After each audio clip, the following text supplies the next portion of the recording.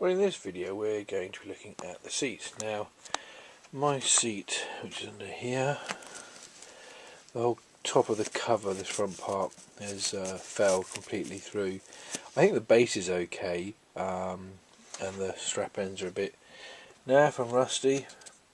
And I've looked at getting this, got a quote, and we're looking at about 220 quid, 200 to 280 quid, depending if I go for the trimming at the bottom and all that kind of stuff. So, the joys of eBay. So I managed to pick up this seat. I can flip it over for you. So, I got a bit carried away before getting the camera out.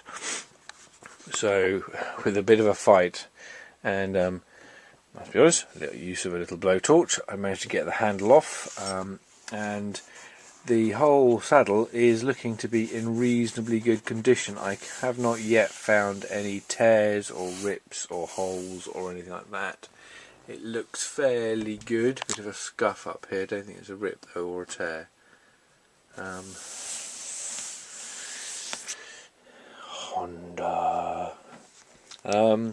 So yeah, so what I is doing is the underside pan. So again, I got a bit carried away, so I've taken the bits off. So I've got the grips there for the hinge unit, the strap, and then the actual grab handle, as it were. The ends of it are rusted. I'll get some sheet and fabricate some more of those.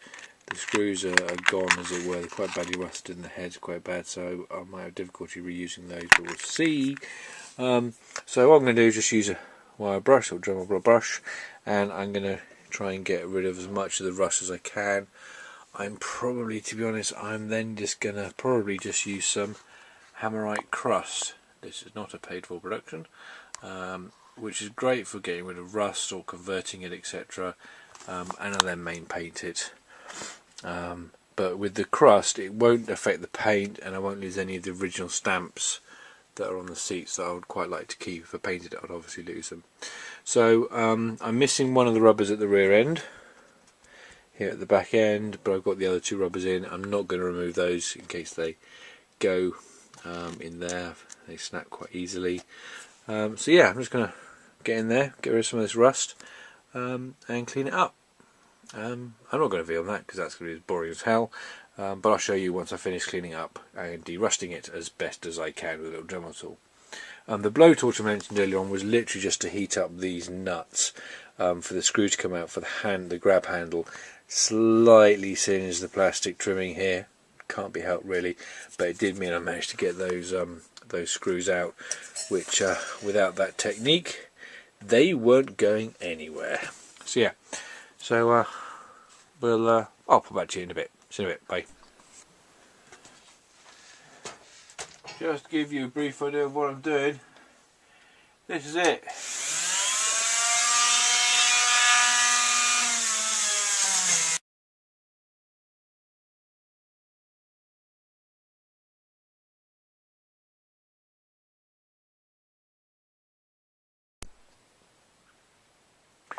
Okay, so I've now gone over it with the wire brush, as you saw, a quick clip of, and I've given it a quick wipe down with methylated spirits, quick and dry. Now, when I got this, feeling inside these foam areas, it felt quite wet, and doing a bit of a whiff test through these holes, it does smell quite damp in there. So I may actually get this up into the radiator, into the airing cupboard, to really let it dry out.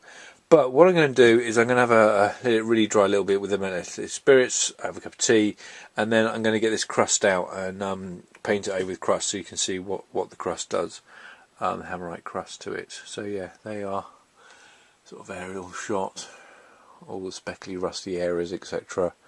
and the black paint with the stencils in it. You see those in there? So yeah, 354, and then there's a 4 dot something 9 something in there. Where is it?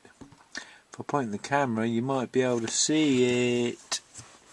So yeah, anyway. Not that anybody's really interested in these stencily things, but there you go.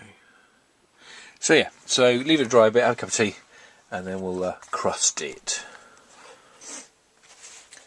Right, so I've let it dry. Now what I'm doing now is I'm just getting some bits of toweling and shoving it in these holes. I do want to try and get some of this crust stuff into these holes around the edges of where the foam breather holes are, and I have no idea what this stuff will do to foam, so I'm just going to try and keep the foam away from it as best I can, really. That's all I can do. So that's 3 of them done. So I've just got these 2 left to do here. So it's just about getting a bit of toweling and shoving it in the holes.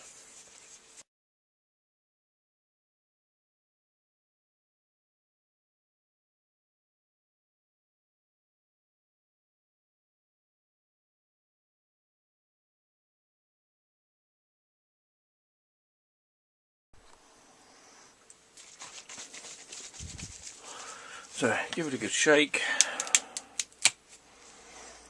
decant it into a cleanish tub. The important thing is not to pour what you use back into the tub. Always keep that clean. So got my crust brush and we're just gonna paint it on. I'll try and get as much as I can so you can see what's going on, but the general thing is to whack it on and it will then go a bluey blacky colour as it starts reacting with the rust. Get it in all the nooks and crannies, sort of work it in as it were.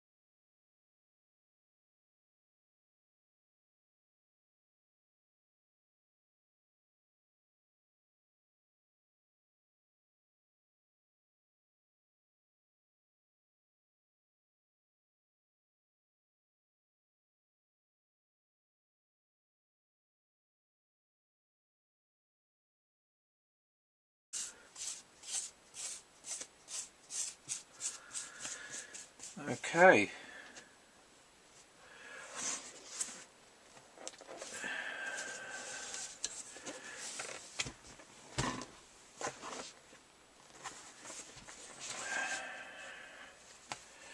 I just want to get a bit more right down in here. So just a really quick look.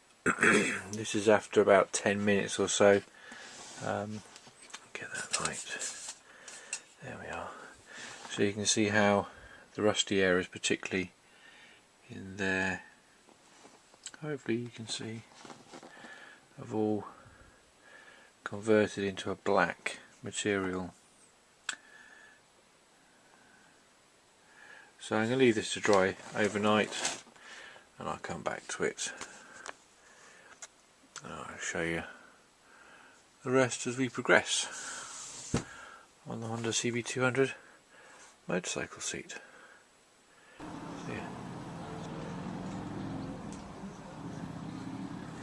So here's the seat at this stage. So The crust surface nice and black. A few areas that still need a bit more work on it. But I completed this quite a few months ago. I've just not had any time to sort of wind this video up and get it out to you. If we turn it over, as you may know, what's still missing is the strap. So I had a go at making the strap ends, which I was really happy with, but as they were made of mild steel, they rusted fairly quickly. So I've now managed to get some stainless steel. So in the next video I'm going to be making the replacement strap ends, cleaning up the screws for the fittings because they're quite badly rusted, and finishing off the strap handle. I'm also going to have a go at plastic welding this this little door here up. I have got the one from the original seat which I can use if I want to, but I'm going to have a go at this plastic welding on this. We've also got to finish fitting the locking mechanism, making sure that's all finished and serviceable, ready to go in, and then I can fit this onto the motorbike. So that sort of winds up the restoration of a Honda CB200 motorcycle seat, at least for part 1. If you like the video, found it of any use, do give me a thumbs up, and if you have any comments, pop them in below. But I hope you enjoyed that, and I'll see you next time. Bye.